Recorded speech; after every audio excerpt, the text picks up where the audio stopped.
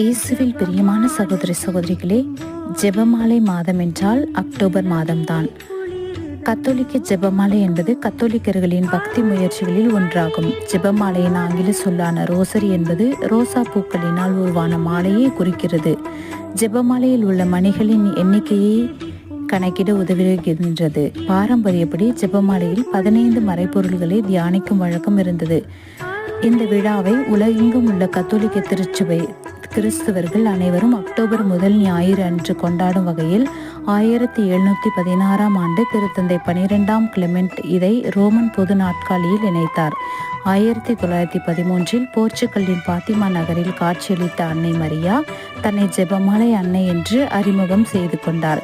இனி வரும் இந்த ஜெபமாலை நாட்களில் ஜெபமாலையை பற்றி ஜெபிப்போம். அனைவரும் ஜெபமாலையில் இணைவோம். ஆமேன்.